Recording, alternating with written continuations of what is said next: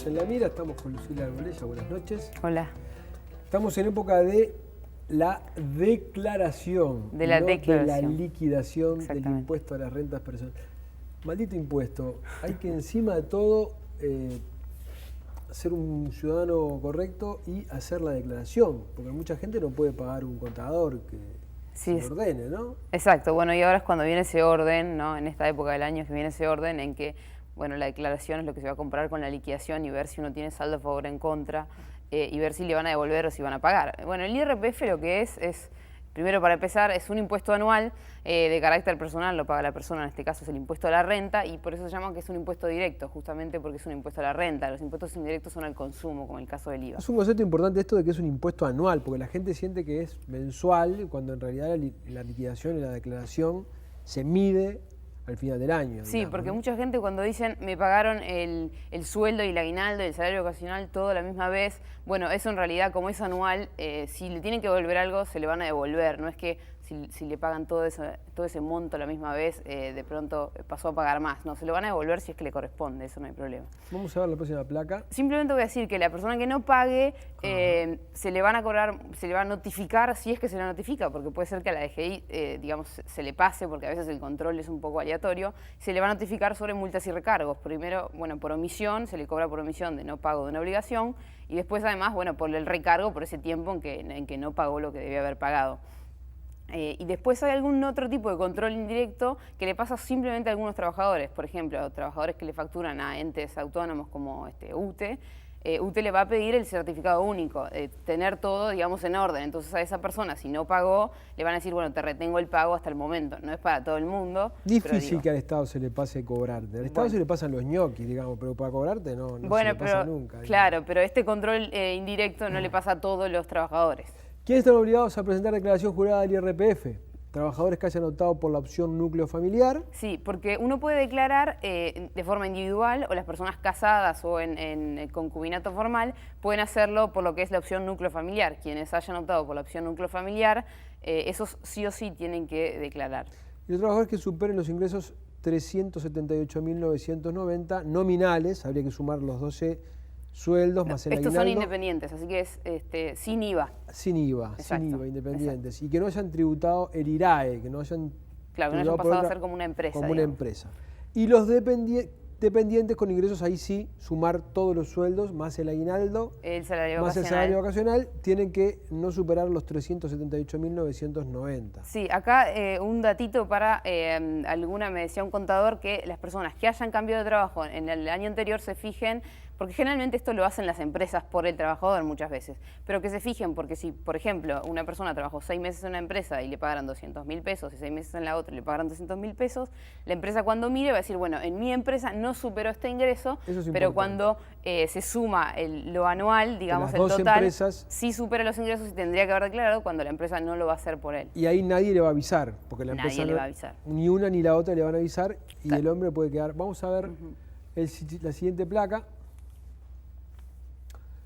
¿Cómo se efectúa el trámite, digamos, esta declaración? Bueno, la declaración, hay 2 formularios para hacerlo. Las personas que hayan hecho la declaración individual, esos tienen que llenar el formulario 1102, y las personas que hicieron la declaración por núcleo familiar, llenar el formulario 1103. ¿Formularios que dónde están? Formularios que están en la DGI. El de la página de la DGI está siendo pasada en este momento por pantalla. Cuando uno entra a la DGI, lo primero que hay ahora es toda la información de lo que es la declaración.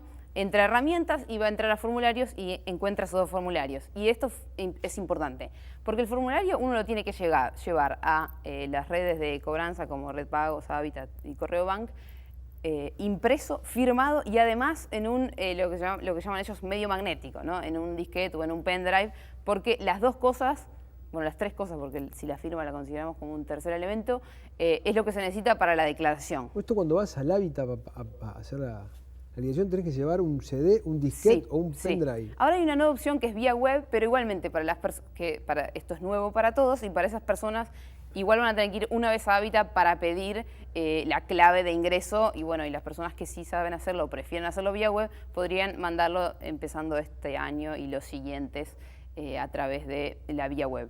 Igualmente en las oficinas de DGI hay mucho desconocimiento de esto, hay mucha gente que no sabe ni no sabe sobre la declaración y no sabe cómo manejar las computadoras. Entonces, bueno, ahora en DGI se está tramitando bastante y los horarios son bastante más extensos, al menos en Casinoni, que lo tenemos acá abajo. Allí están pasando las direcciones de pantalla de la DGI. Pero igualmente es un poco consultas. precario el sistema del medio magnético. Ajá.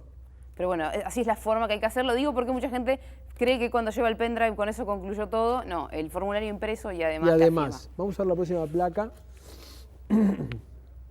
Estos son los vencimientos, sí, que son por el último número de la cédula. Exacto, puede ser por el último número de la cédula o por el root, en el caso de que sea una empresa. Digamos, el último número después del signo, después del barra algo. Acá otra aclaración. Esta información también está en la página de la Eso DGI. también está en la página de DGI, está en muchísimos sitios web, pero además quienes hayan declarado por núcleo familiar, es decir, que tienen dos vencimientos, digamos, por ejemplo, la cédula de identidad mía y de mi marido, por ejemplo, sí lo tienen que hacer por el primer vencimiento. Eso es importante. Para la gente que es casada y declaró por núcleo familiar, se tienen que fijar las dos fechas y la que venza antes, esa es la que corre. Digamos que el próximo vencimiento es el de las cédulas que terminan en 3, entre el 4 y el 9 de julio. De hecho, hay una que ya venció. Vamos a la próxima placa. Trabajadores dependientes con 2 trabajos. Sí, esto es un ejemplito para algunas personas que puntualmente les interesa esto. Por ejemplo, cuando hay gente que tiene 2 trabajos, ¿no? Y estos son montos nominales del sueldo. Primer sueldo, 21.000 pesos, segundo sueldo, 9.000 pesos. En este caso, a ninguna de las dos empresas les correspondería ir anticipando IRPF por estos sueldos. Entonces, esa persona no va a haber anticipado IRPF. Pero cuando suma el total, su total nominal por mes fue de 30.000 pesos. Entonces, en realidad, por ejemplo, si no tiene hijos esa persona, tendría que haber ido anticipando 1.064 pesos al mes. Bueno, ahí están los otros dos casos. Con un hijo 737, con 2 hijos 315. Y o sea que a fin de año, ahora cuando le toca hacer la liquidación, esto es lo que va a tener que pagar. Exacto, esta es la diferencia. 8.000 y pico o 3.780. Sí, que bueno, tampoco lo tienen que pagar de una sola vez, se puede hacer en 5 cuotas, más o menos van a empezar a vencer el 20 de agosto y después, bueno, la siguiente sería el 20 de septiembre, bueno, así hasta 5 meses. Pero también para aquellas personas que, inclusive en 5 cuotas esto sea mucho, que es totalmente comprensible, pueden ir anticipando mensualmente, por ejemplo, a través de un boleto de pago que se consigue en la DGI, ya sea a través de la página web o en la casa central. Muy bien, muchas gracias. Vayan a la DGI y encomiéndense al Señor para poder entender esto y que les vaya bien.